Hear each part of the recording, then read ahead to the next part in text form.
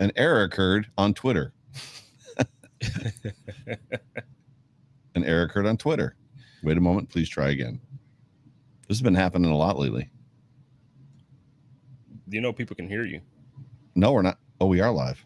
I didn't realize we were live. I didn't push it. I'm getting an error. Oh well, it is what it is. So we'll just start the show.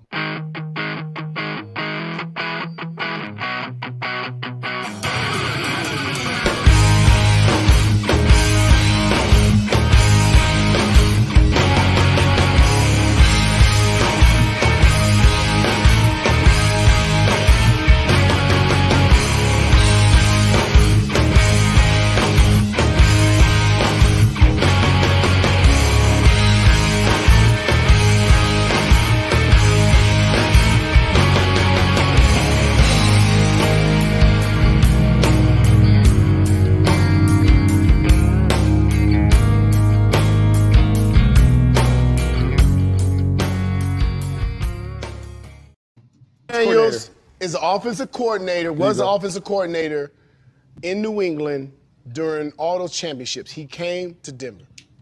I never in my life was more prepared for a game than the years that I played with Josh McDaniels. They took preparation for a game. For me, it was on some psychoanalytic. For the meeting on a Wednesday, and he would lay out keys to victory. This is how we win the game. Every time we did exactly what he said, this is facts, bro. We won. He said, look, when they line up in this formation and you're their linebacker, they're running a deep dig behind you. He said, at the snap of the ball, sprint to the hash mark. He said, if you turn around fast enough, you got to pick. If not, it's going to hit you in the back of the head. Like that. And so we did that for 6 weeks. Yeah, facts. Wait, hold on. I'm about to here come the twist. we get to San Francisco. We play San Francisco. We end up losing to San Francisco. We're supposed to beat San Francisco. Okay. Here's what happened. Our film guy got caught because we had to share a stadium. Got caught filming their practice. That's the Belichick way. Say it again. Spygate? Say it again. That's the Belichick way. Wait. Spygate? Our film guy got caught filming their practice. 1 week later, Josh is fired. Josh tried to say the film guy, who was his boy that he grew up with, whatever. I believe we started out 6-0. We ended up 8-8. After that junior Spygate happens. The junior Spygate. We lose 6 out of 8 games, and I bullshit you not. Once that losing streak happened, we was having breakfast. We was in there, and it's like, damn, man, I knew we wasn't that good. We was cheating. We was cheating. On everything, nigga, we was cheating. The Belichick way. Hey, that might explain why he has never left New England since. What's that? How many years was he here, if you though? ain't cheating, you ain't. Whoa. The conviction with which he tells that story says to me that there's not a single part of it that is a lie. No. For ladies and gentlemen, welcome to Hump Day Hotline. That was a bombshell that was released today or yesterday, whenever it was released. DJ Williams. But a bombshell. Yeah, absolutely. It's true. Like, you can't deny it. It seems like now that players from that era, from those teams, are like retiring, and now they're like not under the umbrella of the NFL. They're not under the umbrella of the New England Patriots or whatever regime that they were. Now they're just speaking freely, or afraid of not getting another job. Right? Like, right. I don't want to say something out of fear that I might not get my next contract with whoever. Yeah, and so now, you have these guys coming out just being truthful and not really just, they have nothing to fear. And then, what they say, drunk mind speaks sober thoughts. And they were drinking a lot on that show. I don't know if you watched the whole thing. I got a chance to watch the whole thing. Didn't get a chance to. They were very honest about a lot. Not just that. It was a lot going on that they were honest about on the episode. So I'm going to check it out. Man.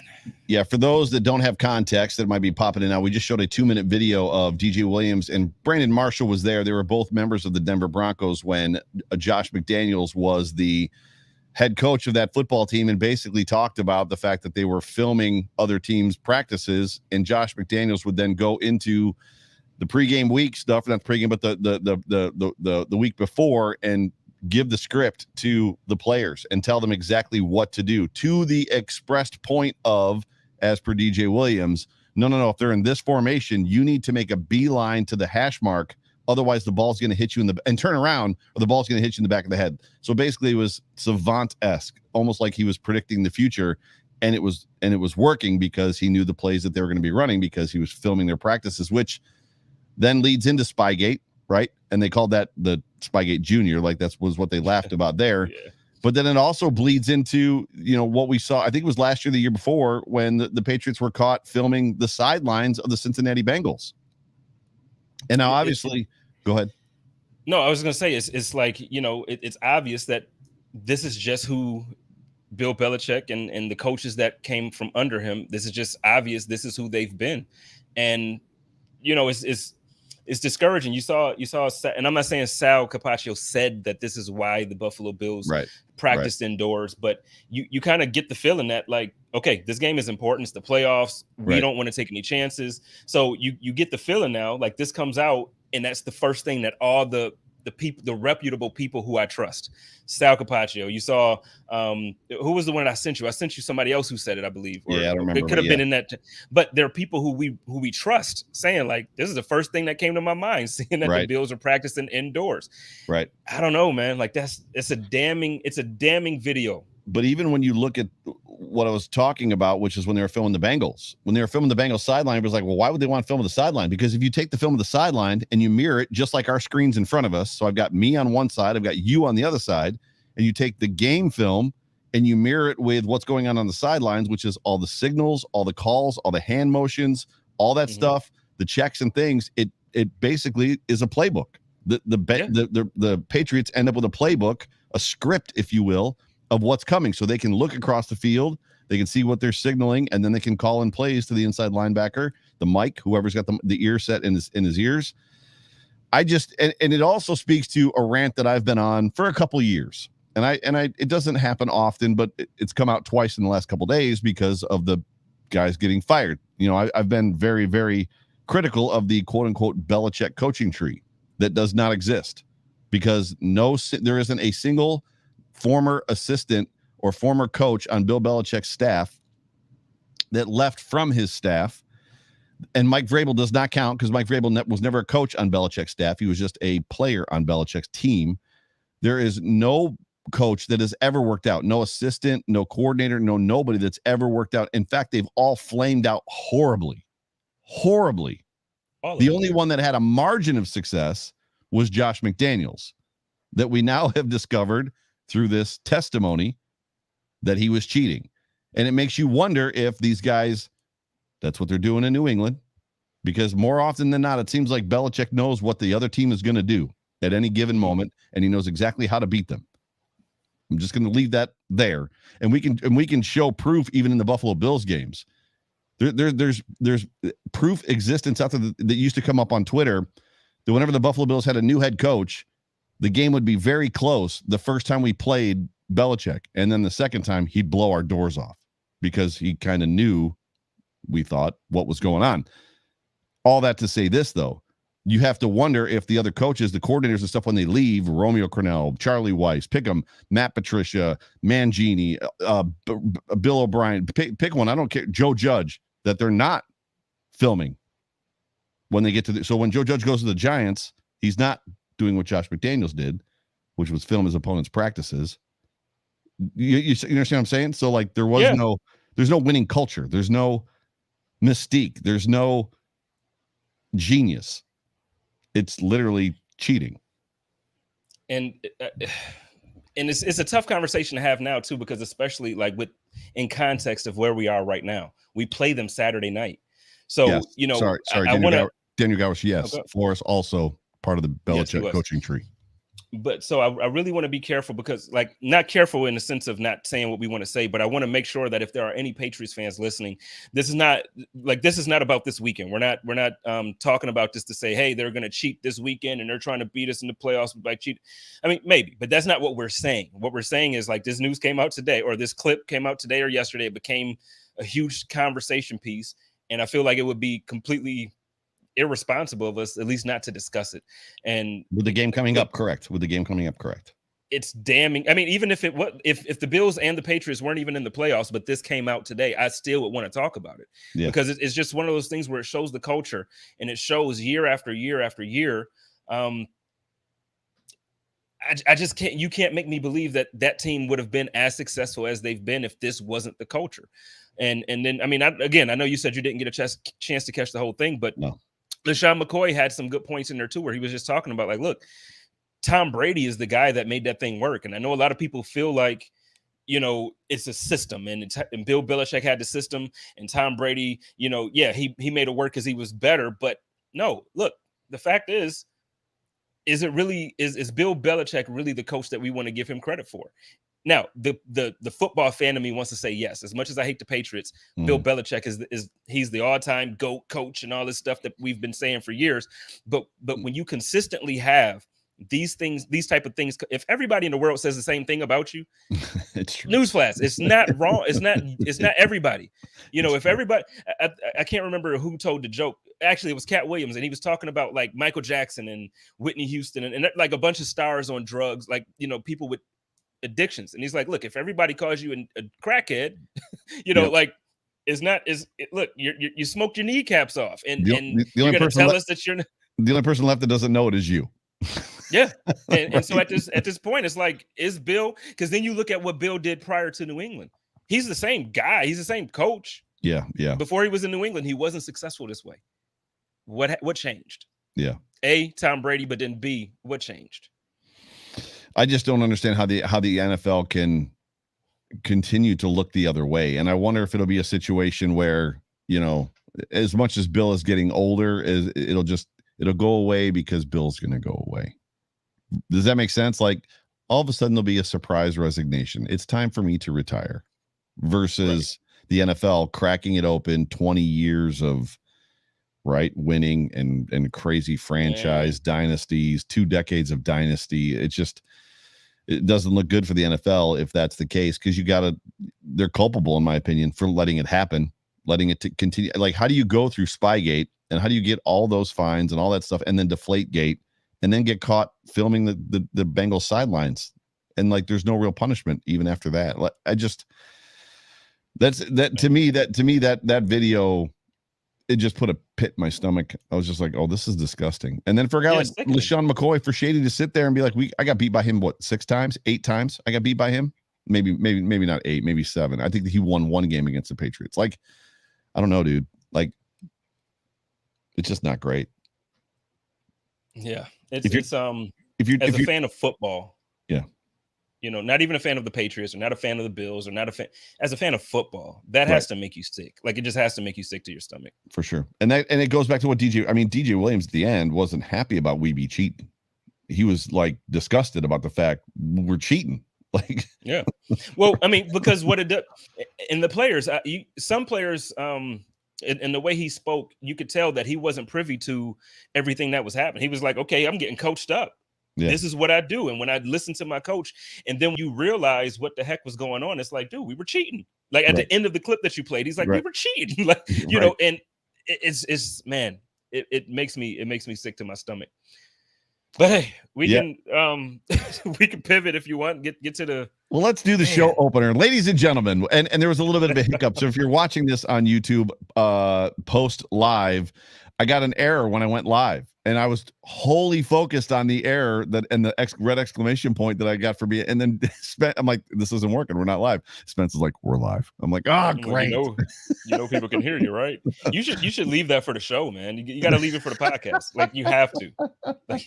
The bloopers got to stay. Blooper reels. But ladies and gentlemen, you are tuned into the Hump Day Hotline, brought to you by the Market Dominator on the Buffalo Rumblings vidcast and podcast network. My name is Joe Miller, and I am the co-host of the Hump Day Hotline, alongside my great friend, J. Spence the King. What's up, Jay Spence? Now that we're 14 minutes into the show, how are you feeling? Hey, I'm good. I took a nap. I got some rest. It was good. Look at this. Chris Janke's in the room. What's up, real Chris Janke? It's good to see you, buddy. You missed the what's the word? The excitement. So we started the show with a podcast thing from DJ Williams. So Chris, you might want to jump back and watch that when you get a chance to. Maybe we'll play it at the end of the show too. But it's Hump Day. So jump on that. Everybody coming in late. So we might have to show it again, like at the 50-minute mark or something like that, just so people can get their references. But not great. It'll be interesting to see how this game shakes out, especially with news like that. If it looks like, man, they've got our number, they know exactly what we're going to be doing, yada yada yada, stuff like that. But let's pivot, like you said, and move on to something else. Let's start with, we're not even going to talk about the Jets game. Can we just leave the regular season in the past? I don't think there's much to talk about from that Jets game. Do you? I mean, we could talk about some things because, we don't have to talk long on it. But let me ask you this. Going into the playoffs, the game that we just saw, how comfortable are you overall with everything? Like, Great question. So, hey, are you comfortable with the defense? Are you comfortable with the running game? Are you comfortable with quarterback play? Are you comfortable with special teams? I'll tell you where I'm not comfortable. Freaking special teams. And I've been the loudest horn for special teams for the last 2 years I've been doing podcasting, saying that special teams matter. And Sunday, Buffalo, we won.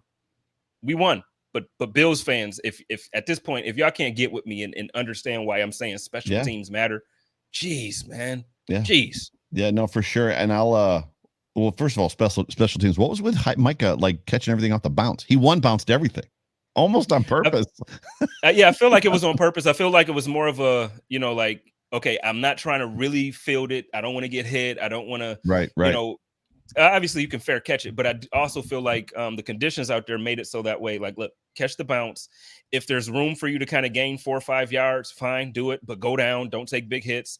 The thing is, I still didn't like that, even though because I feel, I'm not saying anybody's dirty. That's not where I'm coming from, but I feel like anything can happen. Even you going down, those guys still fall on you to touch you down as opposed to just touching you down. Why? I don't know. But I don't want to risk my guy. He's the second best defender we have right now. Sure. I don't want to risk him getting any injury. You don't want to say guys are dirty, but we just established at the very least Josh McDaniels is dirty, and probably his head coach too.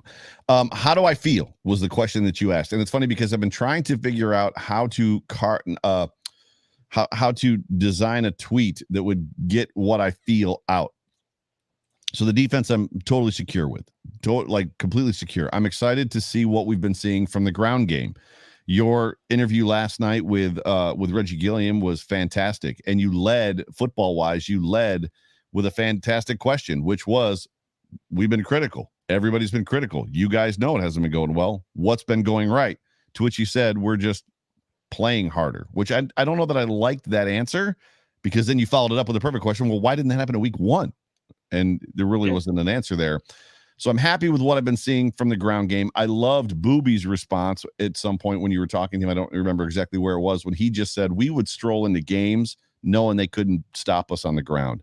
I would love to see that, as he said, swagger from this team, from the ground game. I would love to begin to see confidence beaming from them that, we're going to run the ball and they can't stop us. Even when we run it, we might not run it a lot, but when we run it, you can't stop us anyway.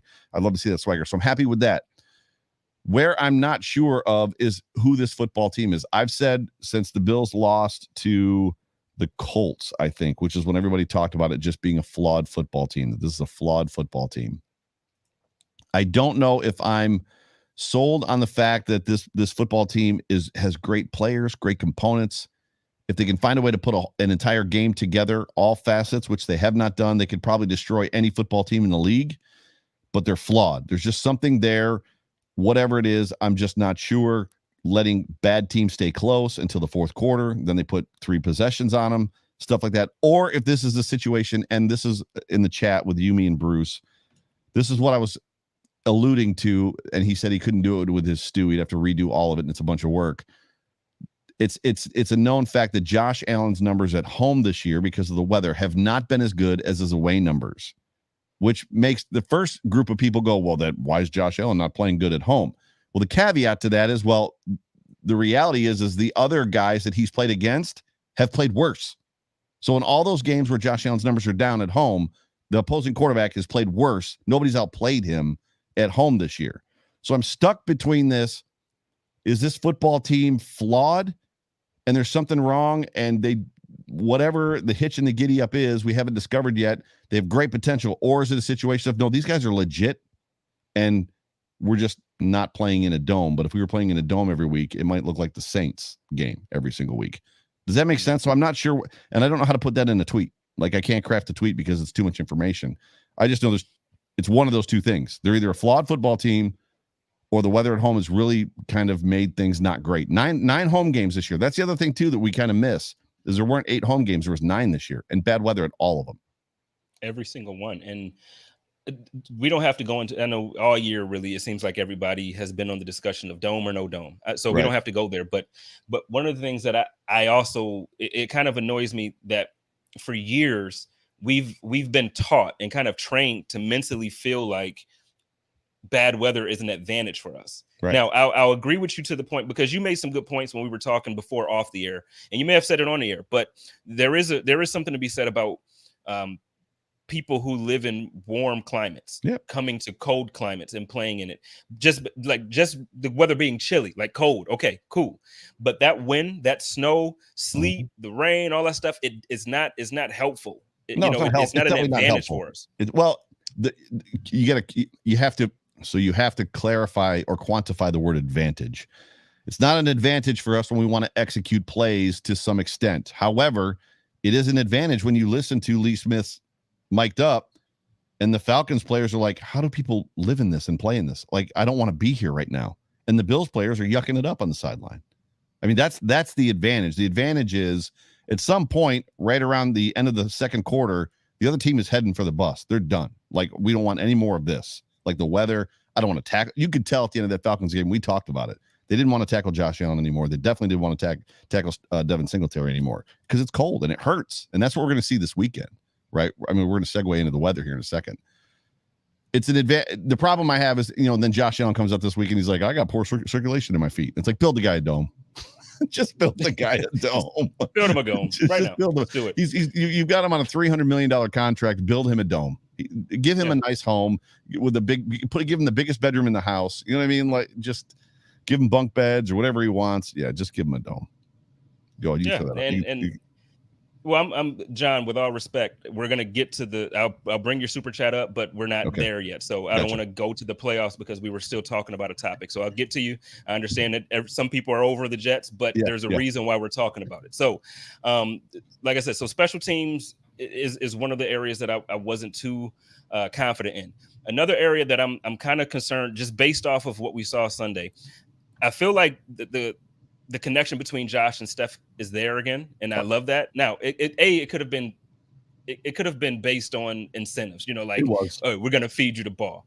So, but good, it still worked. Yeah. The thing is, though, I'm really discouraged with how they're still trying to force Cole Beasley to be like the guy in the slot. Like, and I understand that he's been Cole Beasley to us for a couple years now. Yeah. But if you look at the performance of Cole Beasley throughout the season, he's not Cole Beasley that we saw these last 2 years. So at this point, for me, the offense looks completely different when Isaiah McKenzie is on the field, when he's taking those snaps. And I'm not saying completely get Cole off. It's been that way for years. It's been that way for 2 years. Like the 19 and 20 was that way. Let's get it. You're not wrong at all. I think and Fina and I talked about this. And I think we talked, and Beasley was included. The way they're using Beasley is different this year. They're not using Beasley like they used him very well in 2019. He had a lot of cool routes that he was running, of which you and I've talked about, that he scored like 3 or 4 times on the same route. That little thing where he fans out to like the right and then cuts back to the center and the middle's wide open and then he jets straight up. They haven't run that in 2 years. They haven't run that play in 2 years. Now all they're doing is those little drag routes with him. That's all they're doing. He's doing nothing else but kind of some drag routes and maybe some fades to the sidelines. I think it's more about the way they're using him, because they don't want to go backwards, which is what Fina said. You never want to do last year's game. You want to do the new thing, because they catch up to the last year's thing. And I don't know, dude. I don't know. I want to see more of McKenzie. I want to see him get more touches. I don't want to see him get the bulk of the offense, but I want to see, it makes no sense when they're not. He needs to be not a focal. It's such a weird word. He needs to have significant, important plays, but but he's never going to be the focal point. Does that make sense? Yeah, it makes perfect sense. But like you said, it doesn't need to be the focal point, but he absolutely is a big part of success, and we need to figure that out. We need to be successful again. Like a couple weeks ago, we were very successful in the red zone with Isaiah McKenzie on the field. Right. We were very successful just on 4th and 3rd down. All season, we haven't been the same, which is why Sean McDermott hasn't trusted the team the same on 4th down to still go for it like we used to. When you have Isaiah McKenzie on that field, and like defenses have to adjust. So those are the only areas of concern that I'm comfortable with the offensive line. Like, geez, I'm comfortable with the offensive line. I'm comfortable with Devin. If this is what we're getting from Devin going forward, cancel all that stuff I was saying. I'm not saying like he's a true like Saquon Barkley out of the draft RB1. Yeah. But with the quarterback that we have, we don't need a Saquon Barkley out the draft. What we need is somebody that can move the chains or get 4 or 5 yards on 1st down. And that's what Devin's been giving it. Yeah, give us that. Williams. No, it's funny because I drove to Home Depot after work today, and the afternoon show was on just because I popped off a podcast and like that was on, and I caught one caller who said, "Isn't John Feliciano healthy? I think John Feliciano's healthy. Why hasn't he been playing?" And Bulldog was just like, because they found a guy that's better. And that speaks to your point about the fact that, the reality is that I'm comfortable with the offensive line right now as well. I think the Jets defensive line is formidable. And so they had 2 really good games, and then they played a good Jets defensive line and still played a good game. I think that this defensive line is where they need to be. The weather makes me nervous. It's going to be freaking cold, but yeah. Mm-hmm. So Alan, so in that football game, Alan was visibly getting frustrated. I've never seen them not on the same page like they were in that game. That was the first time I've ever seen that, and it wasn't just one player. Davis was running the wrong direction. Knox was running the wrong direction. And you saw Alan a couple times, I think twice, you could noticeably like, what is going on? Like, how are they not seeing? And for those that don't know, just so everybody understands, most of the routes in an NFL game plan from an offensive standpoint are what they call option routes. And what that means is everybody has an option. So it isn't, hey, you're going to run to the bottle cap and you're going to run to the corner and you're going to do an out and up or something like that. It literally is, we call a play. There's protections in the play and there's formations in the play. And when the receiver goes out to the line, he reads the defense, where he's being played, where the safety is, where his man is. Is he shading him inside? Is he shading him outside? And that determines in his mind what his route is going to be. Josh Allen stands there when he's at the line checking, reading the same thing. Oh, he's shading him inside. He's going to do an out. He's going to do an up, whatever he's going to do, blah, blah, blah. And that's where that whole not on the same page thing is. So when a receiver goes out and turns out instead of in, that's dependent upon where the safety's standing. So if the safety is shaded in, he should go out. If the safety is shaded out, he should go in. And that's where a lot of that miscommunication comes from. It's not as simple as we think it is. That's why when I put that on Twitter a couple weeks ago as well, that the NFL is the only sport that gets harder the higher the level you go. People got mad at me. Have you seen soccer? Soccer is really hard at the professional level. I'm like, you don't understand what I'm talking about right now. It's not the same thing. But yeah, so throw John DeFazio's super chat up there just so we can get it. Let's get it. And I mean, we can start to kind of head towards the playoffs now. Yeah. So John says, fellas, I'm already past the Jets. We are too. Relevant. Yeah, we are too. Let's get into the game Saturday. My thoughts: New England adjusts and returns to running a dime and blitzes. Easy fix or East fix. McKenzie gets involved with quicks the entire offense up. So what I know he already apologized for And what he's going for is he feels like that we're going to see Belichick run the defense he ran last year when he had 7 defensive backs on the field, 6 or 7 defensive backs on the field at the same time. What's up, Sophia? So it'll be So my next banner is the weather. Forecast for this game is 3 degrees at kickoff with negative degree feels like temperatures. What effect will that have on the game? This is going to lead into what John's saying. Are we living in a space where we know what the Patriots are going to do? I put a tweet out, half serious, half not. I just have this feeling that the Patriots, the only thing they can do in this game is run the ball, and they're probably going to get 240, 250 yards to the ground. I don't think it's going to be enough because 250 yards rushing means nothing when you've got 20 yards passing. Like literally means nothing. It just means that you handed the ball off the whole entire football game. What are the Bills going to do though? We know the Patriots aren't going to pass the ball. The Bills are going to try to stop the run at all costs and make Mac Jones throw the ball. But what are the Bills going to do? Are they going to come out 60-40, 65-35? Okay. In fairness, I feel like before we can answer that question, can we just talk about really quickly how healthy the team is? Everybody's full participant. So the injury report today, Cole Beasley had a limited day due to it was a rest day, so he's not injured. He just didn't fully participate. F.A. Obato's full with his ankle. Emmanuel Sanders full. I thought Emmanuel was done for the season. I really did. Yeah, but me too. He's participating fully. We're completely healthy with the exception of Trey White being on injured reserve for the year. Is insane. Well, and Justin Zimmer's on IR as well. So Justin Zimmer's a big loss. But yeah. Go ahead. So, you're gonna lead off that, yeah. Well, so with that being said, the question now becomes, what is the coaching staff gonna do? Are we gonna go back to what we were trying to force early in the season, where they're trying to make sure Emmanuel Sanders gets his touches, and they're trying to make sure, are they gonna do that? Are they gonna try to force the run when it's not working? What if we start off the game and it doesn't work? Is Sean McDermott gonna be that coach that we were all like, why are you forcing him? Why are you forcing these guys to run when they can't do it? So what is it? What version of the Buffalo Bills are we going to see this week? In my opinion, I think it's the playoffs. You do what you do best, and I think they need to just let Josh go out there and air it out. And by air it out, obviously you still want somewhat of a balance, but I need to see Josh out there doing Josh things. Yeah, I just don't know if the weather's conducive to it. So in one of his pressers as well, he talked about, he was asked the question, are you going to take something off of it? Because Steph has now, I asked that question to John, do the wide receivers go back to the huddle and be like, bro, can you please not throw the ball as hard as you can? It's 7 degrees out here. And John's like, well, they kind of look at each other and they kind of know, blah, blah, blah. It's kind of inferred or implied.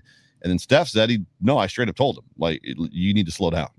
This isn't going to work. And then Josh said, you really can't change it. You can't change your motion. You can't change the way you play, because if you do, it can get yourself in trouble.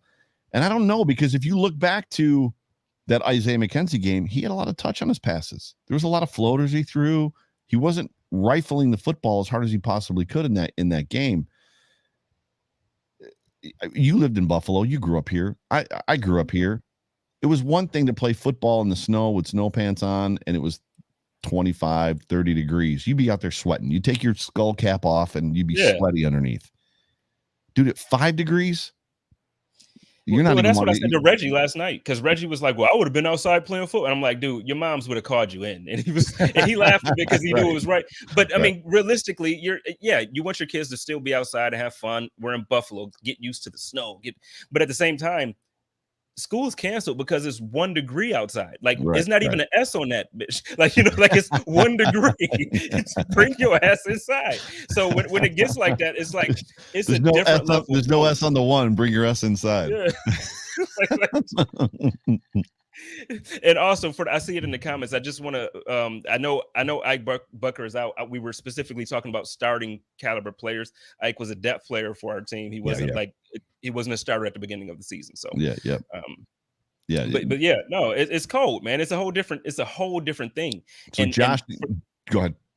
Well, no, I feel like we're gonna go into the same place with this. I feel like this is the game where the growth from Josh as a passer, this touch passes and these throwing people open with timing and doing all these different things. This is where we're gonna need to see it, because you can't throw those darts and expect not to break people's hands and not to, it's a completely different type of game. Yep, for sure. No, it's so when you say we're gonna have to see, Josh be Josh, I'm not sure that I'm ready to relegate that to him throwing the ball 45 times like we saw in the last game, which he should not have done. The wind was a factor in that game on Sunday. Why they attempted, or Saturday, Sunday, why they attempted 45 passes, I have no idea. So the wind was howling. The wind was hitting the side of my house. It was like I could hear it, and it didn't really catch my attention until the third quarter. And I was like, man, it's really windy outside. Like, and they're not really making that much of a big deal out of it. I think he can take this this game over like he did against the Falcons, where he just started running the ball and just became dominant on the ground.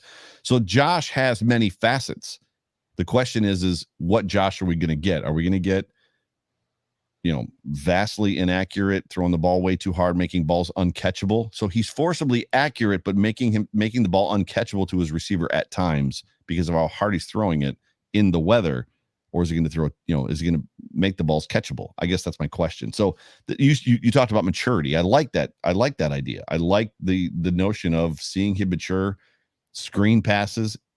Yeah. I mean, hey, I don't Calgary know. Mafia, real quick, not to cut because I thought you were done with your point. You're good. We can finish that. We can finish what you're saying. But 1 degree Celsius is 33 degrees Fahrenheit. So when I say 1 degree Fahrenheit or 1 degree Fahrenheit, that's a completely different beast. 1 degree Fahrenheit is negative 17 degrees Celsius. Right. So come on, Calgary. Like let's chill. Let's chill.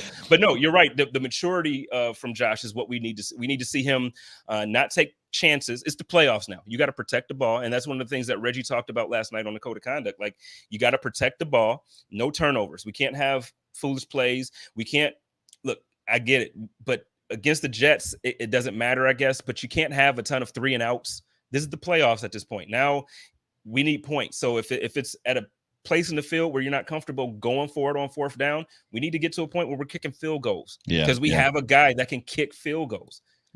But But are you going to kick the? Oh my gosh, yeah. Let's not go there. But are they going to be able? I mean, can you execute a field goal? And how far of a field goal can you execute if it's 0 degrees outside? They were talking about that today too. They were talking about that on the radio, just as far as what the football does, what it looks like, how it flies. It just flies. It's like kicking a rock, right? I don't know. Go ahead. Yeah, shout out to John again for the super chat. He says, love to see our offense go to a mix of RPO with the quick game and a nice mix of screens and off-tackle runs with Motor and Josh. Tempo, that's the heat and Sub-Zero. Elephant in the room, Bates. I've been saying since last year, maybe even 19. We weren't doing this show in 19, but I believe I had some early overreaction shows where I talked about this, but I said it last year for a fact. Josh Allen is better when he's in rhythm and it's up tempo, not hurry up. But when Josh Allen is snapping the ball with 15 seconds left in the play clock, he's a way better quarterback than when they're dragging it down to 3 and 2 and 1 second. I don't know why that is. There's just a rhythm and a speed that he gets into. And I know that's not great if you're playing a team like the Patriots and you want to limit possessions. Mm-hmm. But to me, that's a great point. Tempo is a big deal for this offense and for Daboll's offense. And it has been for years. But they don't.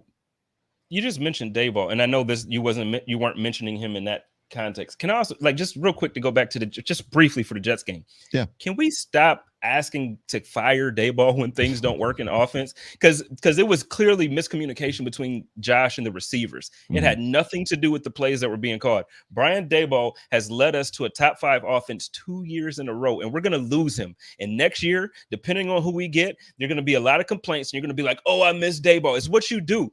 It's so funny. Last Sunday when Andre Roberts returned to, not this one, but the one prior, when he returned to punt for a touchdown, everybody, oh, I miss Andre Roberts. When last year, when I was extend Andre Roberts, I would, no, get rid of him because he's not. Y'all just got to, come on, man. Come on. I'm sorry. I just had to get that one out. Get that one out. I feel like he loses touch with the flow of the game at times. I'm not saying that he doesn't. He's not a brilliant mind. We've talked about this. I think he's a brilliant offensive mind. I'm not so sure he's always in touch from a play calling standpoint. And when Josh only threw that graphic up there and it was like 15 pass attempts and he only completed 2 of them and they weren't even next to each other, it was like incomplete, reception, 7 incompletes, reception, 5 incompletes. There's a moment in there where Brian's the guy that has to be like, okay, right, let's settle this down. Let's find some rhythm. Let's find some flow, call some easy plays, some easy passes, things they do really, really well. It just doesn't seem like sometimes they do that. I mean, they went from punting not once in 2 games to punting 9 times like in a row. Against the Jets. And I'm not that sounds so bad. I'm not trying to be disrespectful to the Jets. They have some guys on defense so the defense stepped up. But for the season, that was one of the worst defenses, 32. Offenses, everything in the league. Ranked 32 on defense, 32. So to me, it's unacceptable to have it's the same conversation. We scored more, but it's the same conversation from when we played against the Jaguars and you score, 6 points? It's the same conversation that just should never happen to where you're punting that much. And for the love of God, can we please get a punter this offseason? Please. I'm surprised that they haven't figured something out as far as, letting him hold. Like I asked somebody about this. Like, you've seen teams do a kicker, a kickoff guy, and a kicker. So they have a kickoff specialist and a kicker, right? Or a kickoff specialist and then a place kicker. What's wrong with having a holder specialist, Matt Hawk, and then I think there's a punter on the practice squad. Let that guy punt. If he can punt the football, let him punt. You can bring up Triggs' thing. He was just mentioning, shout out to Triggs every week. My man Triggs. Every week. Yep. Every week. He says, arm's so strong, he has trouble gauging it. And I think that's true. I think Josh, I don't know if he has trouble gauging it. I just think that Josh believes that he can literally do anything. And right. He's proven to himself that he can do anything. So he just goes out there and tries to do it. And every once in a while, he's a couple inches off here. He might be a couple inches off there. And it doesn't go the way we want it to go. But no, absolutely. I know you had a. Yep, I was going to throw that one up. Yeah, you segued to it, and people are wanting to talk about it. So yeah. So Amy says, let's not talk about losing our offensive and defensive coordinators. Do you think there will be any distraction for either coach with head coach talks? I'll let you go first because I know last year you had a take on kind of late in the season or in the playoffs. You had a take on that. So let's kind of. So my take was simple, and it holds true. The NFL last year, you could start talking to coaches with permission when the playoffs began. And a lot of those interviews for the Buffalo Bills took place during the week of preparation for the AFC Championship game, of which the Buffalo Bills came out, and we saw them wildly unprepared. I think we would all agree that the Bills were not overly prepared for that Chiefs game in the AFC Championship game. After the season, the Pagulas proposed a rule change that you could no longer talk to other coaching candidates until after the championship games had taken place, which to me said our guys were really distracted because y'all wanted to talk to them, and we went in that game super unprepared and embarrassed ourselves. Well, they changed the rule. They just didn't do that. They made it 2 weeks before the season ended, which is amazing. But what's funny about that is there was largely no requests to talk to any coordinators before the season ended, which almost adds weight to, well, then why are we doing it during the playoffs? If right, it makes sense, right? Because there was barely any request. And then as soon as the season ended, request. We want to talk to that guy. We want to talk to this guy. We want to talk to that guy. It's just strange. So I think it's an absolute distraction. Well, I think it's a distraction, but I guess my rebuttal to that would be that it's been like this for decades now. Yeah. And, I'm pretty sure you've had teams that have gone on to win the Super Bowl that lost their offensive coordinator that same year or their defensive coordinator that same year. So, like, while I understand that Sean McDermott you could tell he was peeved, like he was really upset last year. I get it. I get our feelings for it as Bills fans, and we want to win the big one. So, but it's one of those things where it's like, look, every team that's good goes through this every year. You're going to lose your coordinators. You're going to lose your assistant GM. You're going to lose, because you build a winning product, and that's what bad teams. When you fire your coach, you want to do what the other teams did. So that's just where we are. Yeah. John is back. Go ahead. I'll go for it. You got it. You read better than me. That is not true. Strategically, to my point, let's score early and often. I don't care if we leave time on the clock. New England's kryptonite is playing from behind.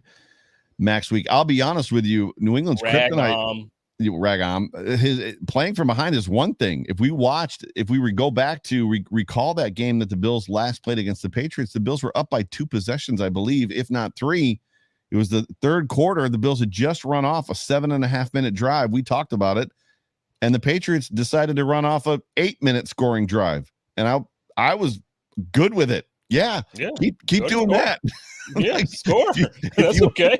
If you want to take 8 minutes to score, be my guest. So there's some fundamental issues there, I think, as far as that goes. But and then Trigg says, I just hope Dable doesn't get too cute just because to make himself look amazing during these head coaching interviews. Yeah, I'm not touching that one. But if we want to get back to that, so I'm in the camp of we're losing Leslie Frazier and Dable this offseason. I think they're both gone. So whether they go and I love the speculation that They're both going to get interviewed by the Bears. Dable's getting interviewed by the Giants. There's people that believe that the Bears is Dable's job. However, if he goes to the Giants and Leslie's going to get that job, he used to be a part of the Bears. He was part of the 85 Bears and like nostalgia and all that stuff. I think that's great. I don't want to see Brian Dable in Miami at all. I don't want to see either of them in Miami. Where do they go? Is it a matter of next guy up? Do they go outside the organization? That'll be interesting too. If the Bills go next guy up, and I forget who the quarterback's coach is. It's right on the tip of my tongue, but I can't place Dorsey? it. Ken Dorsey. So if the Bills go Ken Dorsey, then there's a kind of an affirmation of sorts there that I'm happy with what we've been getting from the offense. Right. If they go outside, if McDermott's like, I want something different, that kind of tells you something. There's a storyline there. He went completely someplace else, right? Yeah, well, the first part of that I want to touch on, like you said, you don't want to see Dayball in Miami. My thing is, I understand why, but at the same time, when he goes to Miami, it's not what he has here in Buffalo. And I know that he's coached Tua in college, but Tua is not Josh. I actually got into a debate with somebody, like another podcaster somewhere on Twitter today, because he's like comparing Josh and Tua, and he's like, well, everybody was laughing at Josh his first 2 years. So Tua's, I'm like, look, we got to stop comparing these guys because they're not the same player. Like Josh Allen had intangibles that you could see as long as he developed. Tua doesn't have the arm that if Tua was in New England, they would say the same thing. He had a rag arm. It is the same thing. He's not as physical. He might, because he's small, he can be a little shifty at times and kind of escape. But you get one good hit on him. You saw what happened week 2. What was it? Trey White that got to him and put him out for what, 6 weeks, 5 weeks? Yep. He's just not the kind of guy that you can't compare him to Josh Allen. He doesn't have a strong arm. He doesn't. It's different. So yeah, if Brian Daboll goes down there, I wish him success anywhere he goes, but I just don't see him going down there and turning that team around right away. I don't think they're sure on who they want their quarterback to be. I don't think that they're sure on. First of all, there's issues with the organization. Brian Flores was not the reason that this team didn't make the playoffs or that this team wasn't. Brian Flores is a good coach, and he's going to be a head coach again this next upcoming season. So, yeah, if Daboll goes there, I would hate it because he's in our division, and I got a love and affection for him. But we'll smash him 2 times a year, just like we've been doing. So Chris Jenke just said about an hour ago they announced Leslie Frazier has been requested, I'm sure, permission, and he's going to get interviewed by the Dolphins. So Dolphins, Bears, Giants, somebody in there said Jacksonville. You know who is interviewing McDaniels and Belichick's or whoever their defensive coordinator is? Nobody. Right. Nobody's interviewing them. There's no distraction in New England. Meanwhile, when's my next call and my 3-hour interview to talk about the next job I might get where I can make $5 million a year? Man, it's the gift and the curse. I'm going to tell you, like, I understand. I get the whole conversation, but for me, I've been waiting my entire life for this. Like, the last time the Bills were this good, I was a kid and I cared, but I didn't care. Sure. Now I care. I love my team, and I've been waiting forever to be good enough that other teams wanted to do what my team was doing. Hey, it's I'm gonna take the good with the bad. I don't want you guys to go, but hey, if it means us getting a championship, bye. Get on out of here, man. Christian, you said Gerard Mayo did get an interview somewhere. I didn't see that anywhere. So there was a huge report today on Good Morning Football about Shane getting an interview with the Giants. Like they did not a spread, but it was basically a full spread, 3, 4, 5 minute thing on Shane getting an interview with the Giants today. It was nice. It was kind of cool. So I see Jessica saying Daboll to Jacksonville. I didn't hear Jacksonville. Is that reported as well? I think everything is speculation. Okay. Well, yeah. Everything is speculation. For me, now I would, if I'm gonna wish either of those guys go anywhere, I would very, very much like to see Daboll in Chicago. Very, very much. I think that quarterback that they have there, he's young, and obviously he wasn't ready this year to kind of take over. I would love to see him with Brian Daboll as his head coach, or some type of offensive influence in his life. Because I'm telling you, the kid is gonna be special. At least that's what I feel.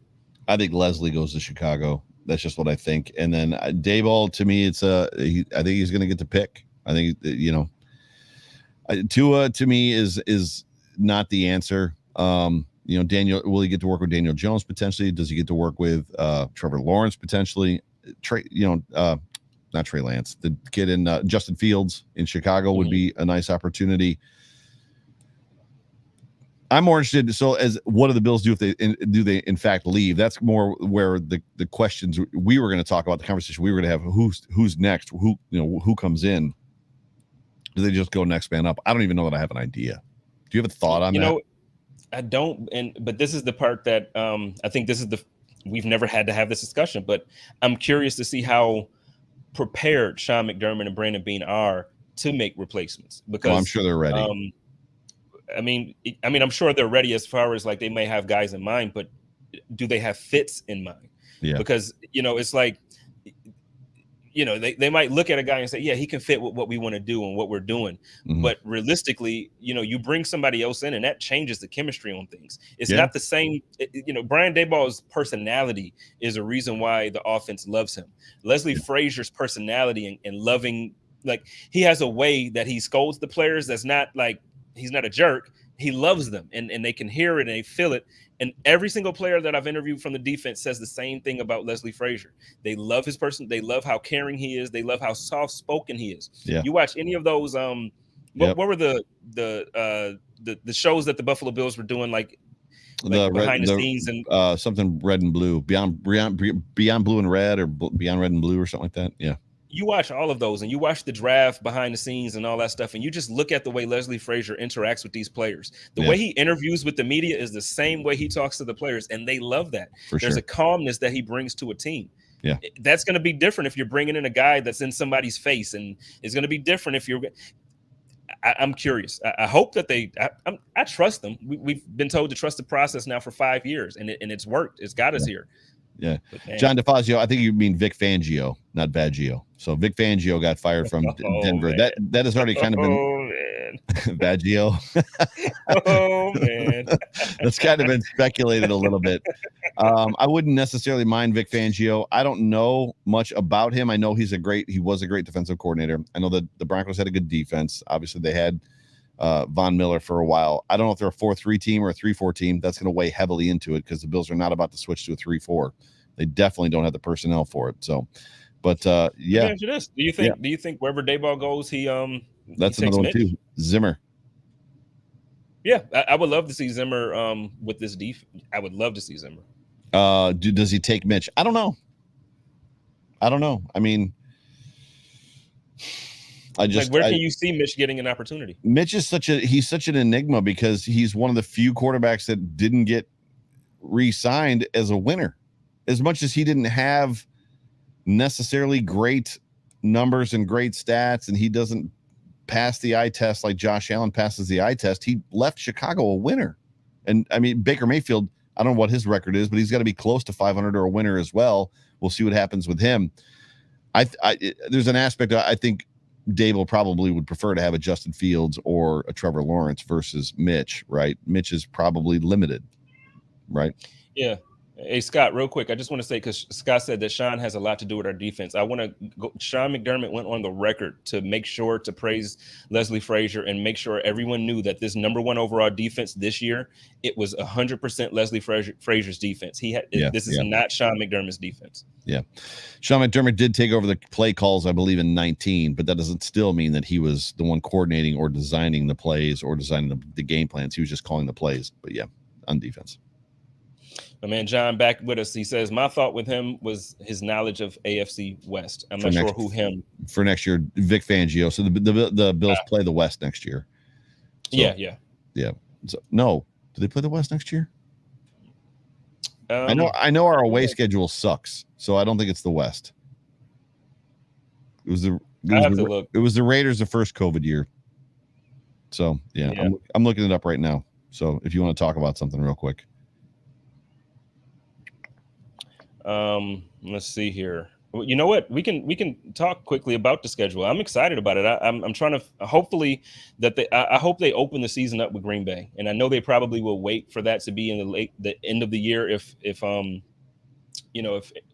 Rodgers is still there, they'll probably want that to be like a prime time at the end of the season or something like that. But right. Man, could you imagine a season opener or the home opener, whether it's the first or second week or whatever, and you get Aaron Rodgers and Josh Allen prime like Monday Night Football first week of the man. It's north and north. So home is Green Bay, Minnesota, Pittsburgh again, Browns, Tennessee Titans, Jets, obviously Patriots and Dolphins. Away, Ravens, Bengals, Bears, Lions, Rams. So that's the outlier. Outlier for the 17th game. Jets, Patriots, Dolphins, Chiefs. So we're gonna get the Titans at home for a change. We're going back to Kansas City one more. There's just no game on that away.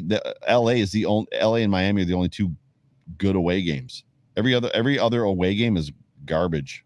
Ravens, Bengals, Bears, Lions, Jets, Patriots, Kansas City. I went to college in Missouri. Missouri's not that great of a place to visit. That's a fun place to watch a football game, but it's just I'm going to LA. Power to you. Yeah, I'm going to LA. That's a fact. Was it 3 hours? How far is it from you? 6 hours? 3 hours? 5.5, 6. Yeah, it's like going to New York from Buffalo. Right. Well, maybe I'll get a ticket too. So, last topic of the evening, and we're getting long in the tooth. We'll end it here. The Buffalo Bills obviously coming to this. We know. I said it earlier. We know what the Patriots are going to do. They're going to run the ball. They're going to run the ball a lot. The Bills are going to have to buck up and stop the run. The Bills are going to focus on it. We know taking that run game away, and the Patriots are going to, force the Patriots to throw the ball. The question is what are the Bills going to do to be effective on offense? And I guess we talked about it a little bit. Josh be Josh, right? Do you see that run game being effective against the Patriots defense?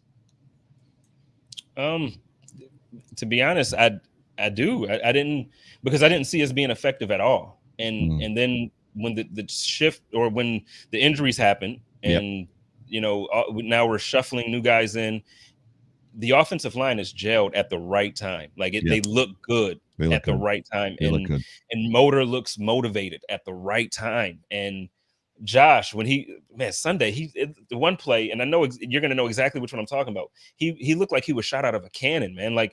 The moment that he made his mind up to run, it was like, boom, he was gone. So that's what I'm hoping to see out of the run game. And if so, man, I think, if we can open it up and maybe our first drive get a score, second drive field goal or a touchdown as well, and we can build a little bit of a cushion, man, let them do those 8-minute drives like you were talking about, right. And then also let us do those 7.5, 8-minute drives the same way, and let us just take control of the game. Actually, I would love to run, man, get that clock going. It's gonna be too cold out there for you guys. I know a lot of y'all think that the cold is cute. It's gonna be cold. I hope nobody gets out of the thing with frostbite or anything like that. It's gonna be cold, bro. Yeah. John says he played college football in Missouri. Where did you play? I'd love to know, because I went to what position? In what position? So I didn't play football at Evangel, where I went to in Springfield, Missouri, but I was the volleyball coach, and it was NAIA Division III. So it'd be interesting to know if I've been to your school and played, volleyball against you guys. So did I do that? I did that. I did. And Steph, when you go to that Green Bay game, I just said it, I'm gonna be there for that. I got my guys coming with. I got one of my guys who's a Green Bay fan, and one of my friends out here who he's a Cowboys fan, but he's part of the crew, so he's gonna come too. I want to make sure I meet you. I got to shake your hand or hug you or something. Real quick, before we wrap this show up here in a couple minutes, I do want to talk about our show sponsor, the Market Dominator, John Spaschek, and the Market Dominator team. Here's something cool. John texted me this morning and said he got 2 new leads yesterday off of our shows, which is great. So people, Missouri Valley, I know Mo Valley, so I know Mo Valley well. So our basketball team played our Evangels. Your rival team was the school that I went to, which is crazy. Can he still return punts and kicks? I might have to have Brandon give him a call. Can you still do that? I work out at STA Performance, which is Ben Wood's gym, and Ben was a punter for UB, and he tried out. He had a couple different tryouts for a couple NFL teams and just never made it. And I asked him, I was like, Ben, you train many Bills players and former Bills. The Bills, like Brandon Bean's kid, trains at your gym. Why don't you call Brandon and be like, bro, I can punt. I can do it, man. Just put me out there. Just give me a chance, coach. But anyway, so here's what's up. If you're in the market to purchase or sell a home, what are you laughing at now? Are you laughing at me? No, go ahead. No, yeah, go ahead. I'm trying to get to read it. I'm sorry. No, that's what I say. Go ahead. I'm sorry. I'm gonna mute myself so you can get it in. I'm sorry. I'm a man on a mission. If you were looking, when he spotlights me, you jerk. But we are. If you're looking to purchase or sell a home, especially in this market, you want to have the right team on your side. And what I mean by that is, if you've ever bought or sold a home before, you know what I'm talking about. When the ball is in the other person's court, the other team's court, the other agent's court. They've got paperwork to do. They've got things they got to file. They got to make commitments. They got to do whatever they got to do. It's frustrating and annoying. John basically doesn't allow that kind of like lag, that lull, that I don't know what's going to happen. We hope to find out soon thing happen. John hammers people and stays on top of the situation.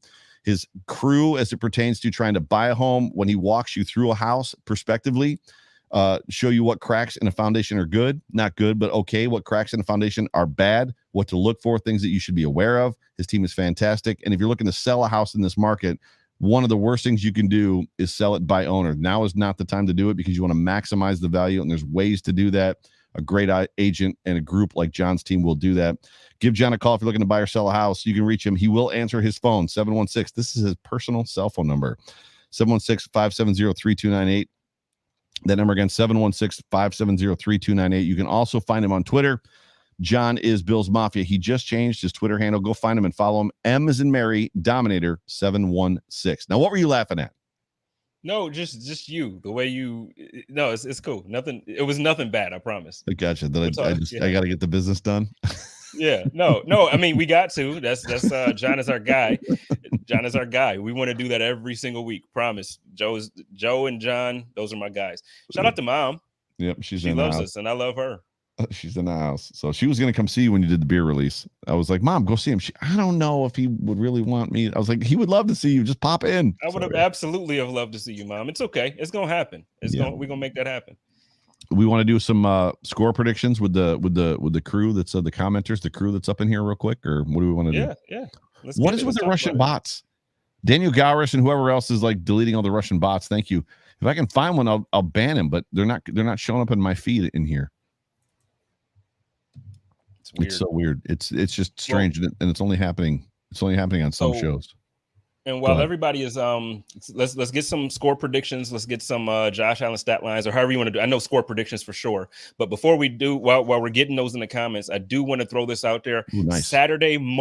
Saturday morning, we are teaming up with Pat's Pulpit. They are basically our sister network for SB Nation. So SB Nation is presenting to you the Super Wildcard Weekend pregame Twitter Spaces show. So we're not going to be live like this to where you can see us. I'll probably still be in my PJs.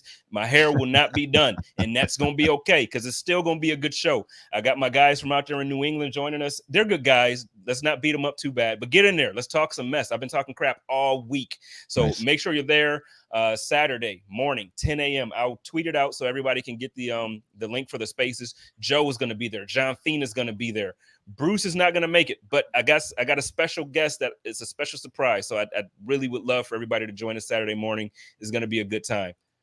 Cool. And let's get these scores going. Yeah, let's run through this real quick. So Scott says 28-13 Bills. Dawn says 32-11. It's Kiss a Ginger Day. So anybody, if you're near Dawn, give her a little peck on the cheek. Trigg says Allen 2 touchdowns, 2 rushing. So does he mean 2 through the air and 2 rushing, or does he mean 2 touchdowns, both rushing? 238, 88 yards rushing. I like that number. That's 88 yards. I'm guessing 2 touchdowns on the ground in the air. Yeah, I'd like that. 27-17 is what Trigg says. Sophia says 21-13 Bills. Steph says that she loves us, but she doesn't know about being up at 7 a.m. It's 8 a.m. for me. 7 a.m. isn't bad. Come on, get a cup of coffee. You can jump on. Come on. That's hysterical. She says she'll try. That's I love Steph, man. Diplex says that they'll be in.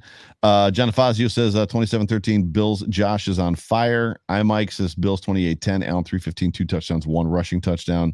You guys are coming at it. Amy says 28-20 Buffalo Bills. Steph also says 27-14. A lot of 20s. I like the 20s better than the 40s. The 40s would make me nervous. Remember the first 4 or 5 weeks of the season, everybody was in the 40s. I was like, man, I don't know. We got spoiled from last year. Yeah, Calgary Mafia says 24-20. And then this is the one right here. Bills by a billion. Man, Pat's 21. Yeah. Trigg said he predicts a hurdle. What do you think? What do you got for a score in this game? This one, so I don't think it's going to be a blowout necessarily in score, but I think it's going to be a dominating performance for the Bills. I think based on I'm telling you, based on who I'm talking to, I've been talking to a couple of the guys and then a couple of people around the building. They're locked in. Like this isn't something that they're taking lightly. I know we just beat them a couple weeks ago. it doesn't matter. It's the playoffs. It's a whole new season for them. And these guys understand that they have to win these games to get to their goal. And I'm telling you, Josh is motivated. So I'm not going to go 40s or anything crazy like that, but I'm going to go 31-20. I think the Buffalo Bills are, but I feel like it's going to be a dominating performance. So it's going to be like 31-13, and then garbage time type thing. They're going to score, get that touchdown. So we're going to beat them. It's not, I have no doubt in my body right now. I'm not telling you go and bet. Don't go and spend money based on what I'm saying, but I have no doubt in my mind. I got a couple bets with some people, and I win when I bet. That's all I'm going to say. Where are you at on the Patriots on the ground, total numbers, rushing? And remember, Ramondre Stevenson is a beast. I would love to have Ramondre Stevenson on this football team. He is, but if I'm being honest with you, I don't think the game is going to go the way that everybody thinks it's going to go. They're going to run the ball, but I don't think they're going to try to force it.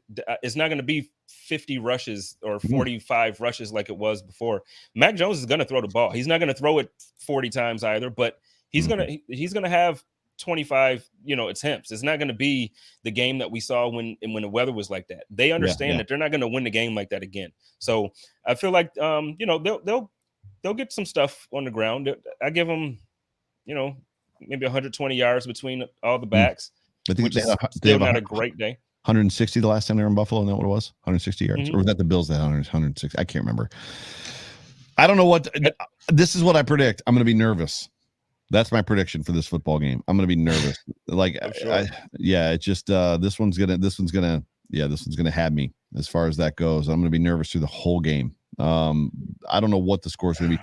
28-10, maybe 28-13. Nah, I don't know if there's going to be that many field goals. Probably 28-10. But that puts the Bills at what? No, that's 4 touchdowns and a field goal for them, right? So I'm going to go with 28-10. That's where I'm going to stick. I'm going to land at 28-10. What do you think about the run game? You just asked me that, and somebody in the comments said Diplex said closer to 200. I think they're going to have around 200 yards, 250 yards, because I think all they're going to do is run the ball. I don't think it's going to matter. I don't think it's going to be a situation where they're going to beat us by a touchdown because they ran the ball for 200 or 250 yards. I think all they have is the run, and that's what they're going to do. They're going to run the football. See, I don't know, and I know I'm more hopeful on certain things, but I think our defense is going to be ready. Like, I really, really do, and I think, look, we've started to minimize the huge runs. Yeah. Once this 4-game winning streak started, look at the stats from these 4 games. Well, hang on. One of those huge runs was minimized because Damian Harris has a bad hamstring. He'd have had another touchdown in that game against the Bills in Buffalo if he didn't have a bad hamstring. He broke loose. Tomato. It didn't happen. You know what I mean? And